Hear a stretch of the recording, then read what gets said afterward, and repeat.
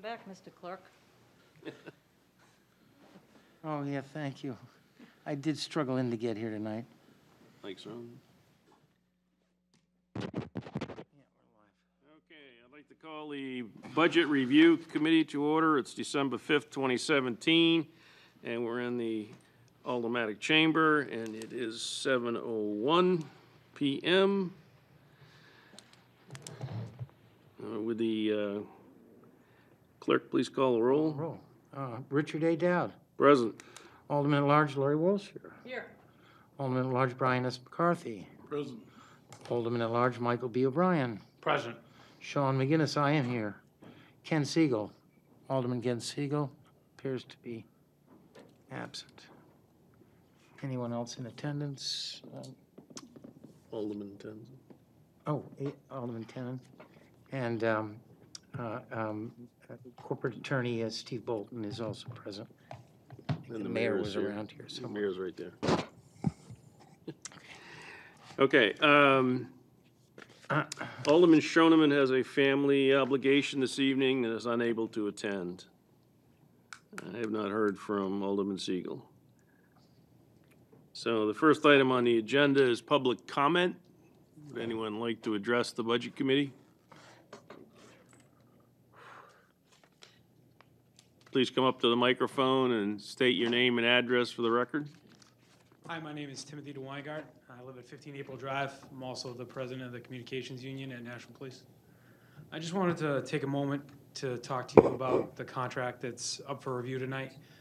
I just wanted to express how much time and effort we put into it with the deputy and corporate counsel to try to come up with a reasonable and mutually beneficial agreement for the city as well as for the staff there. We worked really hard on taking into consideration the city's position as well as some quality of life aspects for our employees. I'm not sure if you're familiar with the Communications Union. We're the city's first responders. We're the ones who answer the phone every time that there's a call. I think at last time I checked earlier today, we're up over 85,000 calls. So someone in my union has answered each one of those calls, not to mention all the number of calls that, they handle and address that don't wind up being something that an officer needs to respond to. I just wanted to say that we really did take into consideration the value that you're getting for this contract with our employees, and that we understand that the city's had some tough times, and that we think that it was something that showed that we took that into consideration, and we just wanted to say thank you for the opportunity to make a comment today, and we hope that you approve it in the future. And that's all. Okay. Thank you. Thank you. Any other public comment? Okay. Seeing no additional communications. Well, there are officially none.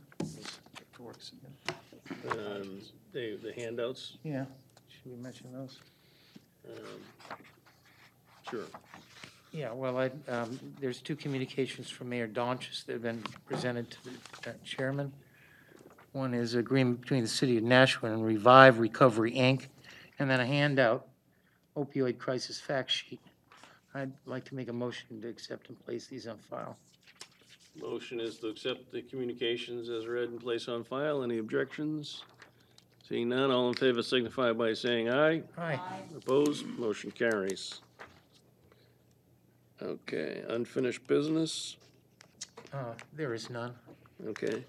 I'd like to ask if somebody would please make a motion to take R 17-160 out of order, move it up to first so that the people that are here for that can. So moved. So the motion's been so moved to allow for suspension of the rules to go out of order to take resolution R 17-160 at first. Any discussion?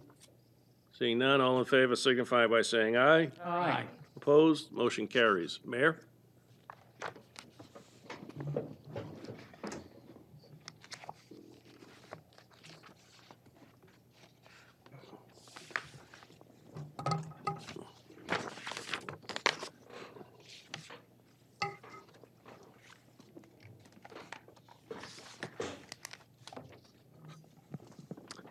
Mayor Donches. Thank you, Mr. Chair. First, I want to thank you and the committee, and as well as the representatives from the PD and Mr. Weinberg from the union for letting us proceed out of order, because I wanted to make sure that we get the people from Revive back to the center tonight if we possibly can, because there's stuff going on there. So I really appreciate your, accommodating that. Well, tonight I'm here with three people to speak on behalf of our R17160. The three people I have are Justin Etling, Nikki Casey, and Alan Irwin. Justin is the founder of Process Recovery, which is a clinical recovery center over in Hudson, and also of another organization which runs sober houses in Nashua and Hudson, mostly in Nashua, and has about 120 sober house beds. He is he's in long-time recovery. He is a very influential and important leader of the recovery community in New Hampshire. The sober houses that he runs are well-managed and well-run, which is not always the case in some states particularly.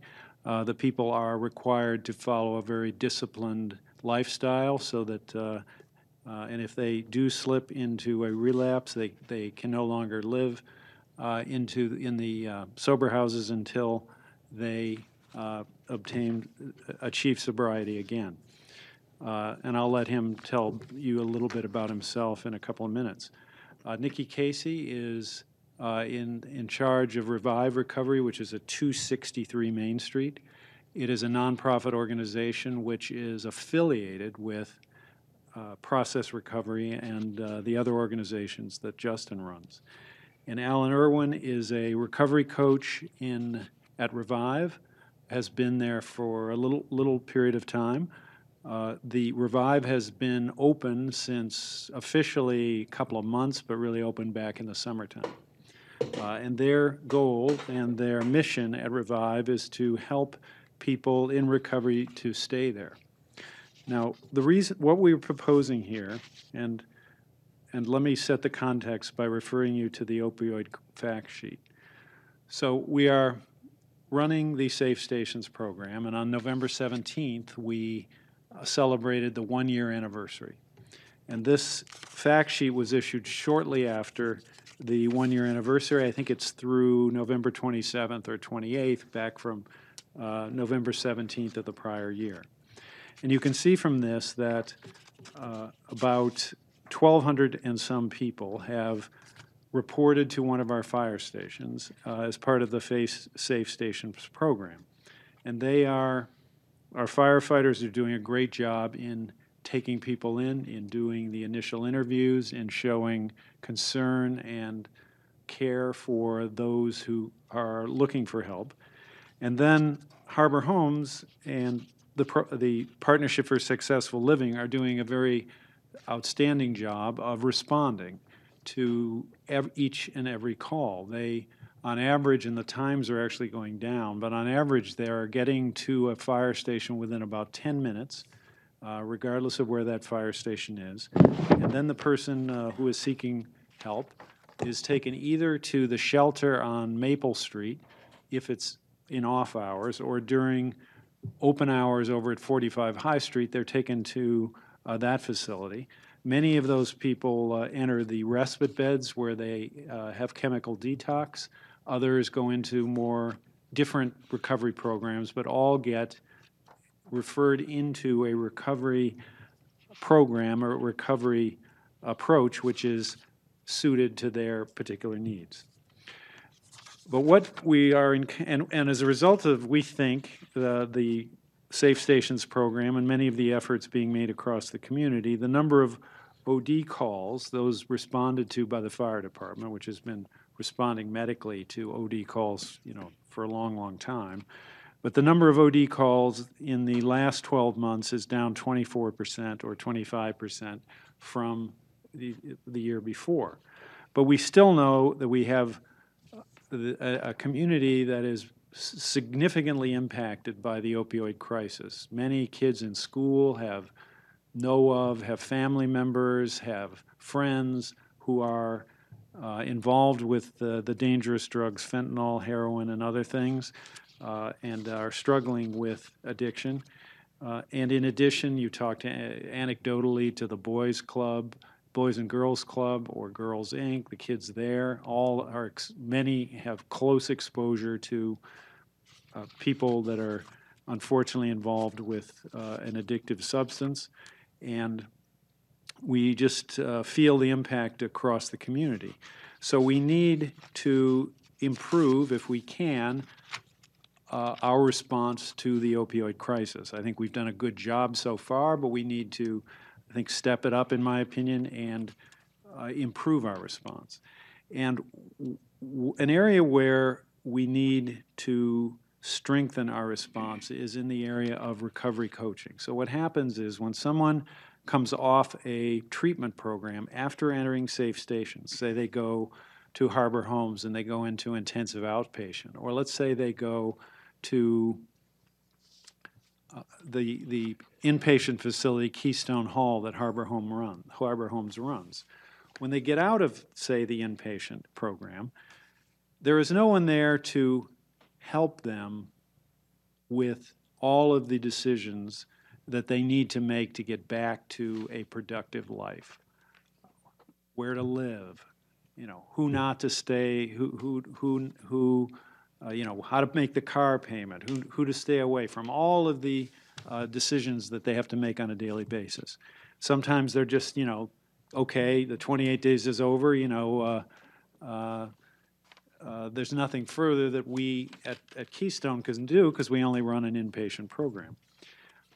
This is where the recovery coach comes in. The recovery coach, who usually has been through a similar experience, works with a person to help make sure that they can successfully move through the stages that they need to in order to achieve long-term recovery. The addiction is a brain disease, so people who have been involved recently with these substances and who get off a treatment program still are severely affected just because they've been through, and I'm only relating to you what I've heard from experts, but someone coming out of treatment after 28 days or 30 days is not cured. They're in recovery and they've made a substantial step forward, but still their brain chemistry will not recover to sort of normal, so-called, until a year or two later. So they need to be helped in terms of making sure that they stay on the right path. This is where the recovery coach comes in. Now, Revive is trying to get started, but we think that I'm proposing that we fund a full-time recovery coach at Revive, whose mission will be to pick up a caseload of 20, 30, or 40 recovering people in recovery who have all reported to safe stations. And it will be that recovery coach's job, and I'm proposing a one-year pilot program here.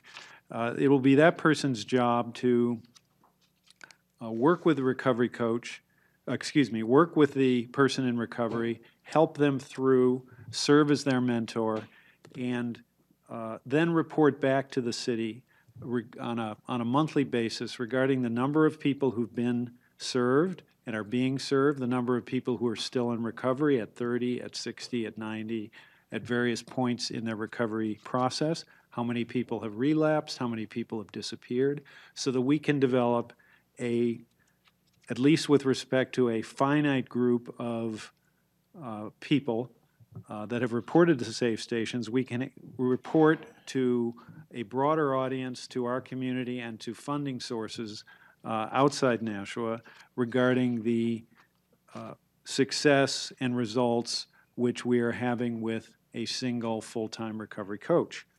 And we think that the results anecdotally and studies which suggest that we will be successful, and if we do this, we can inspire others to help us more rapidly expand the effort, because a single recovery coach cannot handle 1,200 people, obviously, but if we can demonstrate what a single recovery coach can do, we may be able to find support for many more. And you can see that one strength of the Safe Stations program, if you look at the very comprehensive set of statistics that you see here, and this is done by AMR and by Chris Staywas and the people who work with him.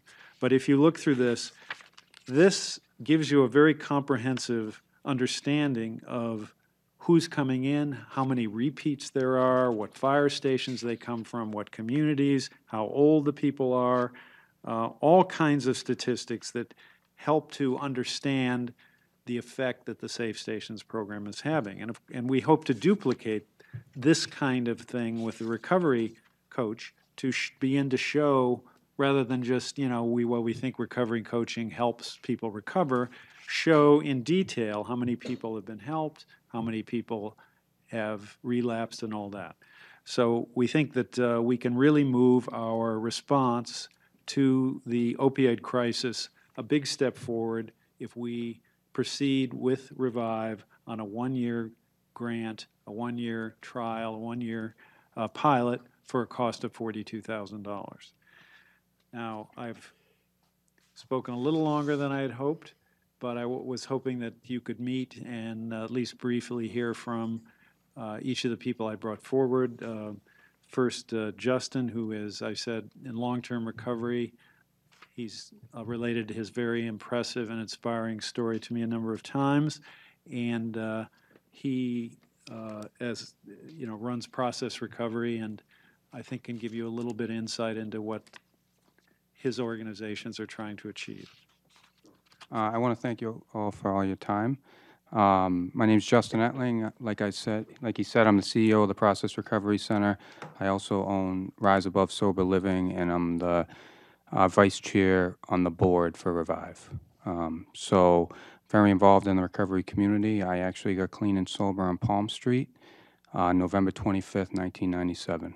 I was a 17-year-old kid. I just celebrated 20 years clean and sober. So I've been involved in this epidemic for a really long time, to be honest. I've helped probably thousands of addicts in the last 20 years. And it's, today I work with addicts full-time in treatment. And I'd just like to tell you that, I do know that this is a piece of the puzzle that's missing, to be honest. Long-term recovery is very difficult to achieve, but if you related it to sending someone to the gym for 30 days and showing them how to use weights, and then you left them at the gym, would they continue to work out or know how to work out, or would they do it for themselves? If you gave them a personal trainer that they could visit on a weekly basis, the likelihood that they would continue to work out and be successful would increase drastically. And the same concept goes here. You're providing support for people for a long-term lifestyle change, because much like going to the gym, you're changing your physical appearance. In recovery, you're changing internally who you are, and it doesn't happen in 30 days. It takes a really long time and a really lot of reflection and work, and you need support, and that's essentially what this is for, So there's a lot of people, doing really well, staying clean, but there's a lot of people not, and obviously there's been 1,200 people that have visited, and there's been a lot of success stories there, but there's been a lot of people that have failed due to gaps in the system, and I think that this is one of the gaps in the system. So I appreciate you guys' support in the cause. Thanks. Now, if you don't mind, Mr. Chair, the next person I was going to ask to briefly speak with you is Nikki Casey, who's the head of Revive Recovery, and who opened the center 3, 4, 5 months ago. Thank you. So I am the director of Revive Recovery, which I started the job in May, but prior to that job, I was a recovery coach for an in-home addiction treatment program. So what I saw from that experience is that recovery coaching doesn't replace any programs, but it is an added piece to the puzzle. Like you had said, it's the support that doesn't exist now. We have lots of support in the clinical community. We have IOPs, we have therapies, counselors, but we're missing that piece in the recovery community that it's one addict working with another. And that dynamic is really crucial, especially in early recovery. And right now we have really amazing opportunities to go into the respite 3 days a week, and we're going to start running groups there. And then we're also going to be working with drug court and running groups at our center with the participants in drug court. So we have lots of ideas and lots of goals, and we have a lot of amazing backing from the community of Nashua, but we do need a little bit more support. So I do appreciate the mayor going forward with this initiative, and I appreciate everyone's listening ears today. Thank you. And next we got Alan, who is also recovery coach who grew up on Pleasant Street with, I think you'd say, a family with some trouble when he was young. He's in recovery for a pretty long time, and but knows Nashua very well and knows and is very committed and passionate about the mission of recovery. So why don't we hear from Alan? My name is Alan Irwin. I'm the peer recovery support manager down at Revive. A person that's in long-term recovery. I'll actually have 2 years of continuous sobriety December 15th. And pretty much a lifetime resident of Nashua. I'm 29 years old. I grew up on Pleasant Street, as the mayor had mentioned. And an organization that I worked for before Revive, I was given the opportunity to be able to look at the state as a whole in various communities. And the one thing that I really saw to be effective was peer-based support. Guidance from one addict who's been there and gone through the process and is able to give back to another individual in a comfortable setting. The trust is there, the credibility is there, the guidance that another addict can provide to the situation really is what did it for me. When I came into recovery, I really didn't even know what recovery coaching was. It was a topic that was, or it was a subject that was tossed around loosely, and it was something that I really couldn't wrap my head around. But the individual that I warmed up to and the individual that grabbed a hold of me and showed me the way is essentially what he was doing. I needed to clear up warrants, and I needed to file my taxes, and I needed to clear up things with probation and find the food pantries and learn how to ride the bus, and all of these things that were more than essential to my recovery. I don't know if I would have been able to sustain my recovery had I not had somebody show me the way. And that's really what recovery coaching is all about. It's a holistic approach, one addict helping another in an altruistic manner, and basically leading the way, walking side by side beside somebody. And I can honestly tell you that the only reason that I'm here today and I'm even able to do anything like this is because I created a connection with somebody else in the community that I didn't think was above me. And while I do know that therapy and counseling and all that stuff plays a critical role, I also believe that if I'm not comfortable, I'm probably never going to open up to the point where I'm getting all the attention that I need in recovery. This is something that the community direly needs, and I just want to thank you guys for the opportunity to even hear us speak today. It really means a lot to me, and to be given the opportunity to be able to give back to the community that I live in. So, thanks. Thank you. Now, I just had two more things briefly, Mr. Chair. First, I just gave you a contract. Now, I'm not asking you to approve this. I'm suggesting that were the Board of Aldermen to approve funding for this pilot program, we would have a contract which we would bring to finance. But I just wanted to show you that some work has gone into, the terms and what it would look like. This isn't necessarily final. We might make a few changes to this, but it would be essentially something like this. But there would be an actual contract and an agreement. Number two, I at least wanted to mention or respond to a point I've heard some people make, which I don't agree with, which is I've heard people say, well, why would we, help, and this is the terms they use, these addicts. Well, First of all, we want as many people as possible in our community to achieve recovery, number one. Number two, but we're doing a lot more than helping just the people who we're hoping will get into recovery, because this epidemic is touching people everywhere. I mean, we know every neighborhood of the city has had fatalities, OD fatalities, within blocks of my house and probably all of your houses. Number two, there are so many adults, families, and children who are affected really negatively by the opioid epidemic. People that they know, their parents, others that are affected by addiction.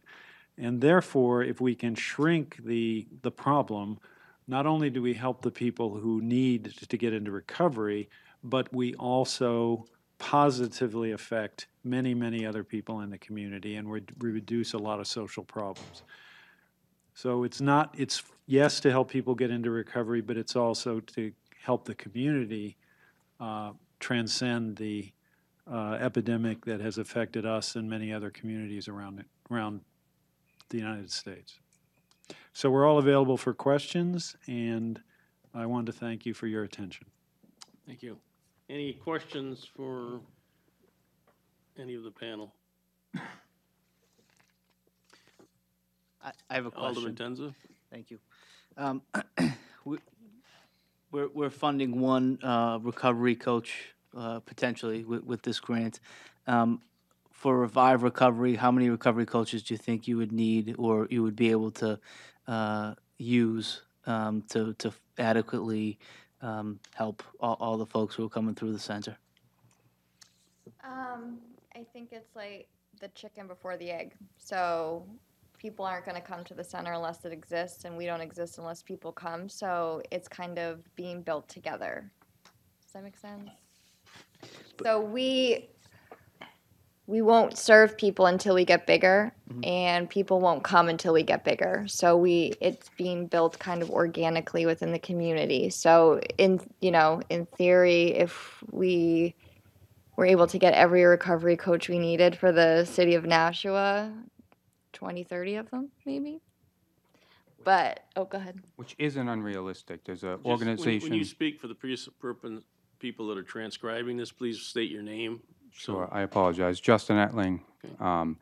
So it's not unheard of, too, for an organization to grow like that. There's an organization called Anchor in Rhode Island. They started this program 8 years ago. They started with 2 employees. Now they have over 50 recovery coaches that work across the state and help addicts, similar to us. They're looking at doing a Safe Stations program. They don't actually do Safe Stations there yet, but they are ahead of us in terms of this initiative, and Anchor has over 50 employees at this point.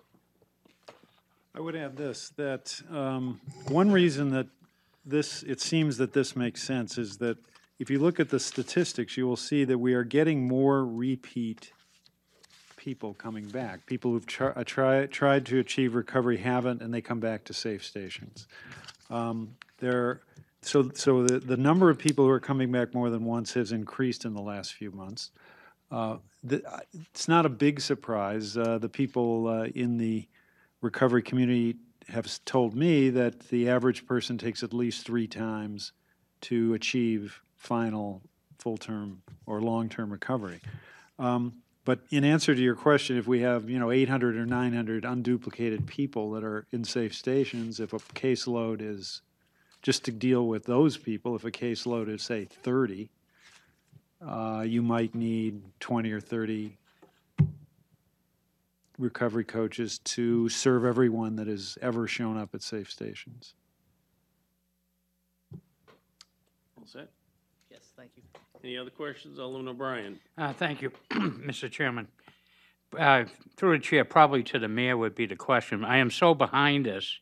I do agree with our guests that this is a piece of the puzzle that is missing, and I'm glad that we're going to fill it. But in spending our money, $42,000 for this, would this open up the door for us in the future to seek granting? Would that help us in the future if there's future granting for positions like this? Once we cross this threshold and show we want to get a good program like this established in the city. I think, yes, the answer is yes. And one way that we can seek funds from outside is to be able to show the effectiveness that a recovery coach can have. Now, the city can't afford to pay for 20 or 30 recovery coaches. We're proposing one recovery coach for 1 year at this point. But we think that if we can show a definite record, that will help us make a strong case to others, the state of New Hampshire and others, that this program should be supported on a broader basis. That's it. Any other questions? Okay. Is there a motion? Alderman Wilshire? Make a motion to recommend final passage of Resolution 17160. Okay, the motion on the floor is to recommend final passage to the full board of R-17-160. Any additional discussion? Seeing none, all in favor signify by saying aye. Aye. Opposed? Motion carries. Thank you, Mayor. Thank you, Mr. Chair and members of the committee. Thank you. Thank you. Thanks for your time.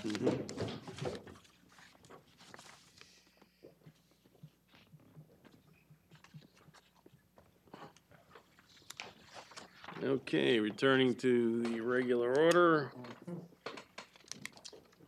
We didn't originally read that, but I suppose that's okay. So we're here. Yeah. Oh, Mr. Chairman, we didn't read that out, but that's necessary. Yeah.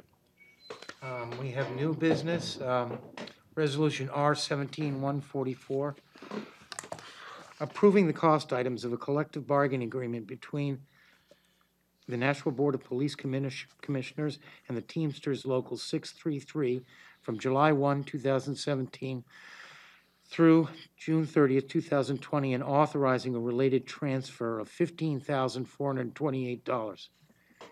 Okay, is there a motion? Alderman Wilshire. Move to recommend final passage of R-17-144. Okay, the motion on the floor is to recommend final passage of R-17-144. And before we start discussion, can we call on the people that negotiated the contract to come forward and identify yourselves?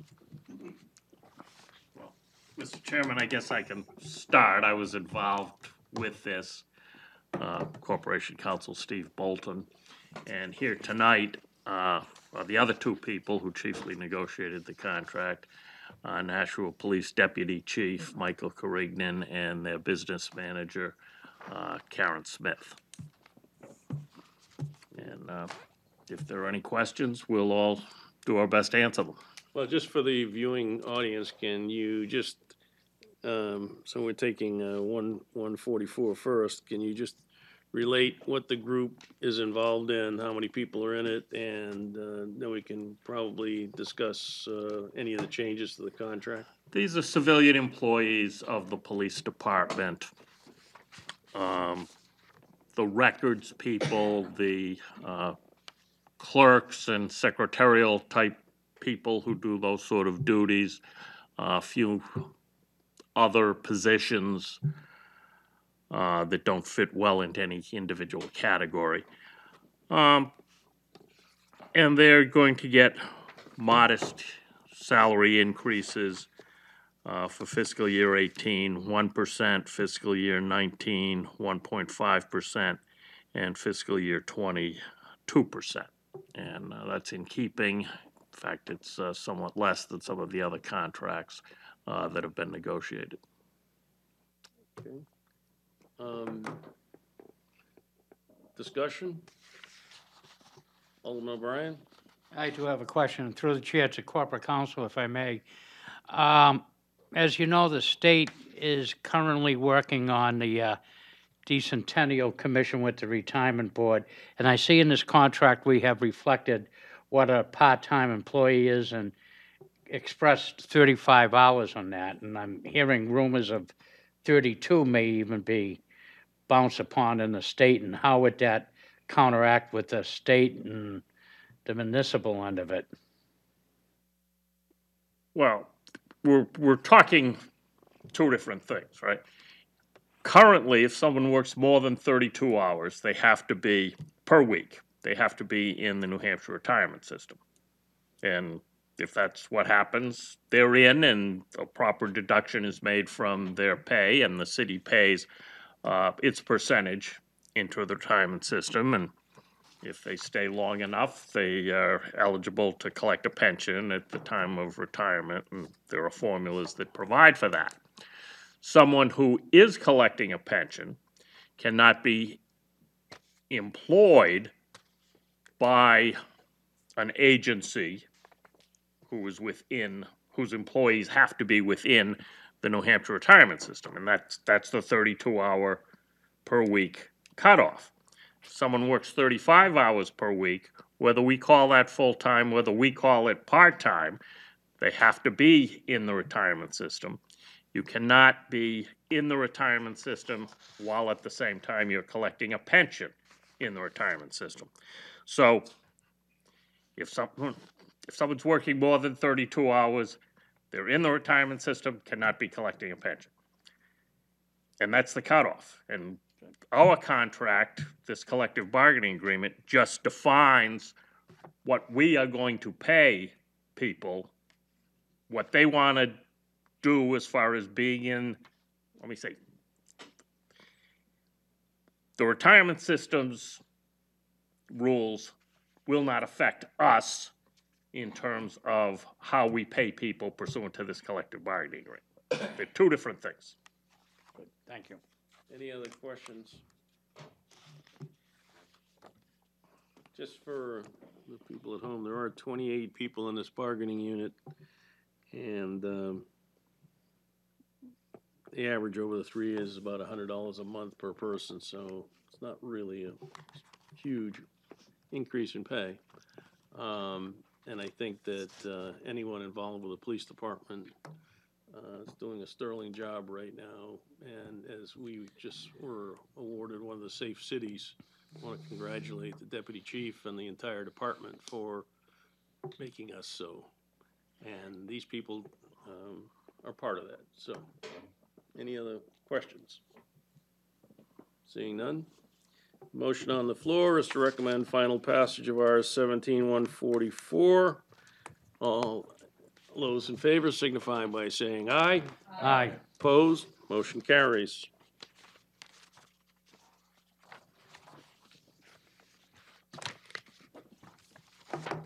Next. And, yes, sir, Mr. Chairman, there's another resolution before us, R 17-145, excuse me, approving the cost items of a collective bargaining agreement between the National Board of Police Commissioners and the National Police Communication Employees, NEPBA, Local 125, IUPA, AFL-CIO from July 1st, 2016 through June 30th, 2019, and authorizing a related transfer of expenses of $42,000. Is there a motion? Alderman Wiltshire. Move to recommend final passage of R 17-145. Okay, the motion on the floor is to recommend to the full board final passage of R 17-145. Attorney Bolton, did you want to address this as well? Sure. Again, this is a collective bargaining agreement out of the police department. Deputy Carignan is still here, and Mrs. Smith is still here.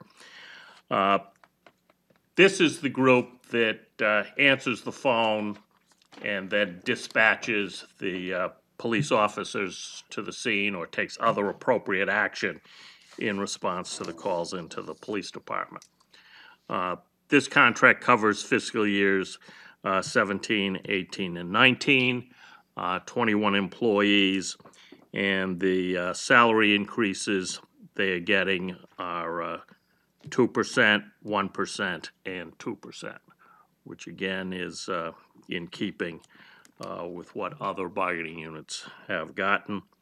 There is a vacation day that comes in at one point, and that adds to the total impact of the contract.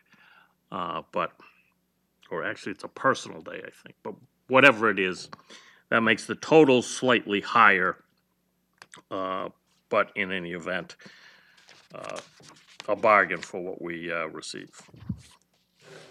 Questions? I have one. This goes back to 2016, in July.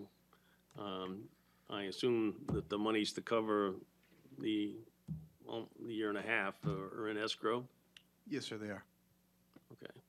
And the budget planning process will address what you have in here for a contract going forward. That's correct. Any other questions? No? Okay, the motion on the floor is to recommend final passage of our 17-145 to the full board. All those in favor signify by saying aye. Aye. Opposed? Motion carries. Thank you. Thank you, folks.